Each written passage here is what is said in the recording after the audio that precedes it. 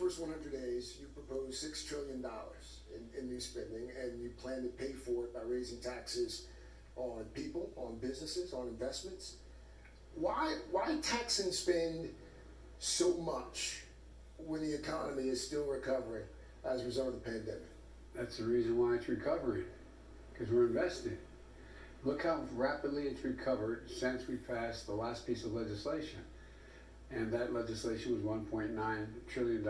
If we don't invest in this country, we're going to actually we're going to fall behind even further. Democrats and Republicans for generations have been, shall we say, skeptical about the ability of big government to do big things. What makes you so confident that skepticism has changed? Well, first of all, the facts don't reflect that. I don't have any inordinate faith in government, but there's certain things only the government can do. We rank number 8 in the world in terms of infrastructure, for God's sake. Is the private sector going to go out and build billions of dollars worth of highways, ports, airports, bridges? Are they going to do that?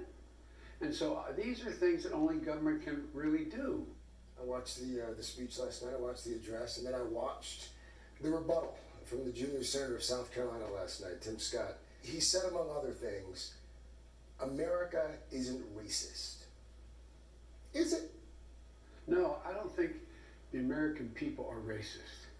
But I think after 400 years, African Americans have been left in a position where they are so far behind the 8 ball in terms of education, health, in terms of opportunity. I don't think America's racist, but I think the overhang from all of the Jim Crow and before that slavery have had a cost, and we have to deal with it. Let's talk about the pandemic.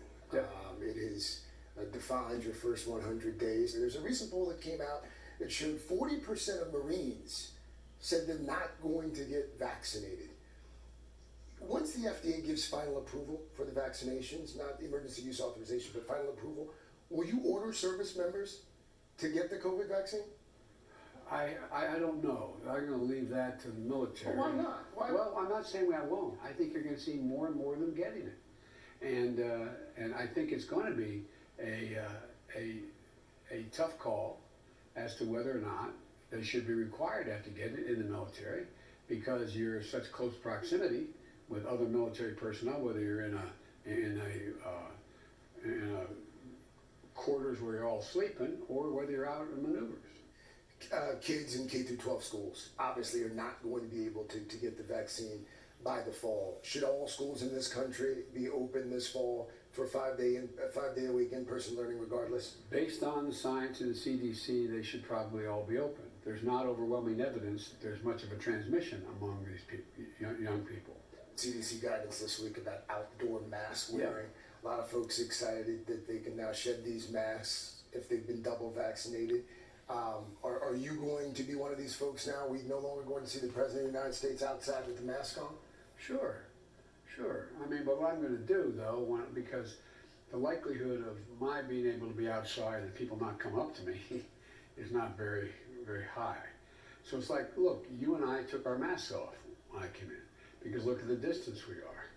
But if we were, in fact, sitting there talking to one another close, I'd have my mask on, and I meant you'd have a mask, even though we've both been vaccinated.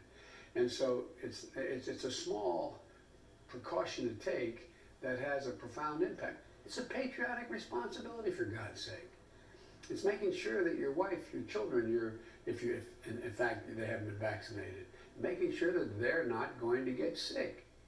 Before you took office in January, you laid out 4 crises that demanded urgent action. The pandemic was obviously one of them. The economic fallout as a result of the pandemic was one of them. Climate change and racial inequality. Immigration was not one of the crises that demanded urgent action in January. Does it demand urgent action now? Is what's happening at the southern border, is it a crisis? It is getting urgent action now. For example, a month ago, we had thousands of young kids in custody in places they shouldn't be and controlled by the Border Patrol.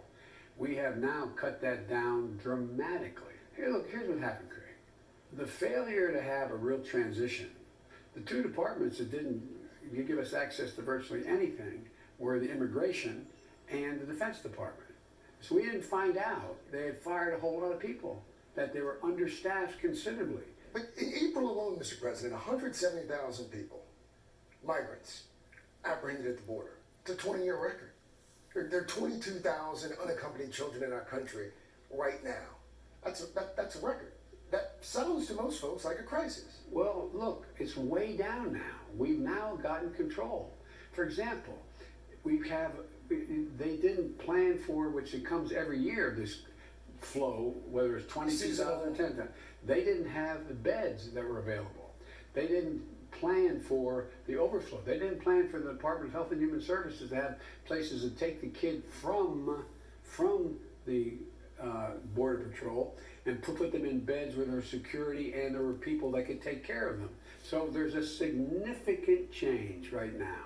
Significant change in the circumstance for children coming to and at the border. During the campaign, you pledged to reunite hundreds of children who Yes. have been separated from their parents by the previous administration. According to our reporting, in your first 100 days, not one child's been reunited. I don't think that. How is that? I don't think that's true, but that could be. What we have done is we have united children with their families as they've come across the border. But one of the things is we don't know yet where those kids are. And we're trying like hell to figure out what happened. It's almost like being a sleuth, and we're still continuing to try like hell to find out where they are. You've said to migrants, don't come. You said don't come. You're very clear. Or would you tell parents in Central America and Mexico, don't send your kids? Absolutely. And look, here's the deal. So don't send your kids. That's the message. Do not send your kids, period. They're in jeopardy making that 1,000-mile trek. And so what we're doing now is we're going back to those countries in question where most of us coming from and saying, look, you can apply from your country. You don't have to make this trek.